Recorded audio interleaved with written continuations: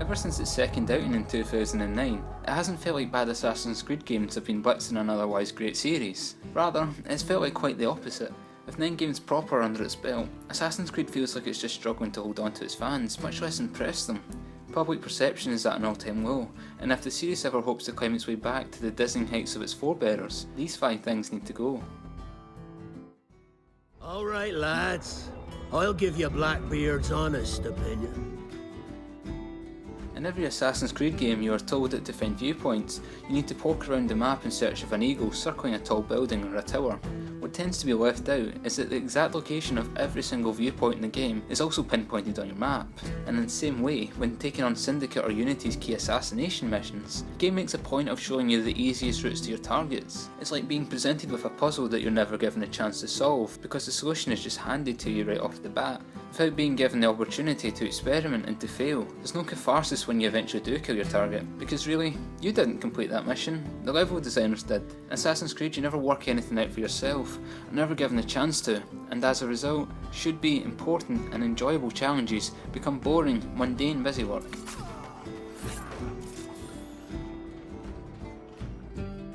It used to be that what happened outside the Animus was just as important, if not more so, as what happened inside. It was the frame that everything else was tucked behind. It was the reason you went to Renaissance Italy or to revolutionary America. But now it's become this odd series of mini-games and cutscenes that feel shoehorned in, for no other reason than Ubisoft seemingly feeling obligated to include them.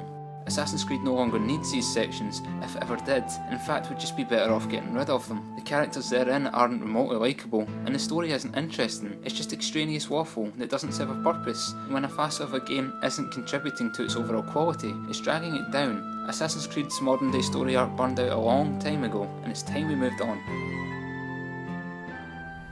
Oh, look who's here. So you didn't forget, after all, you're just incredibly rude, and made poor Rebecca here wait for nearly 30 minutes. You limey, be nice. Sorry about him, he's high on his own supply. As cosmetic item in free-to-play games, microtransactions are perfectly fine, but as part of games that release at full retail, they feel a little too greedy. That being said, shelling out for a premium booster pack or a second currency is never necessary to complete Syndicate or Unity, but that doesn't make their inclusion alright. The more big-name developers that get away with having microtransactions in their games, the more they become the norm, and the more likely they'll be used in the future.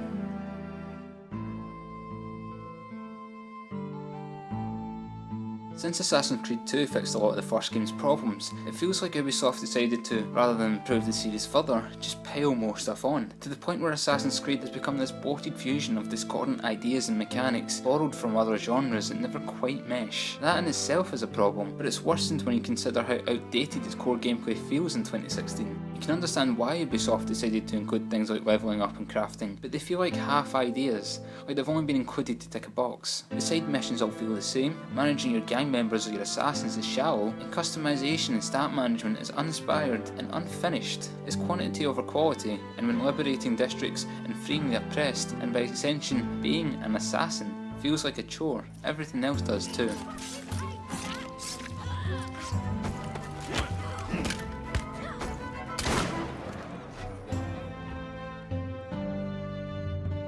Compared to what it used to be in the first game, Eagle Vision has come a long way. Where before it was more of a simple crutch to help you evaluate your surroundings, it's become an integral part of Assassin's Creed's moment-to-moment gameplay. Now Eagle Vision lets you mark every single target you're likely to come across, without even needing to be near them, or have them in your line of sight. Sure, this may make the game a lot easier to play, but that certainly doesn't mean better. This feeds back into what I alluded to before, with the series' overuse of icons and the developer's unwillingness to let go of the player's hand. It shows that Ubisoft doesn't respect the player's intelligence, doesn't trust their competence to overcome a challenge, or even to show a bit of independent thought. In catering to everyone by making their games as easy as possible, Ubisoft has made Assassin's Creed a game that appeals to no one, and that is something that desperately needs to change if the series is ever to move forward.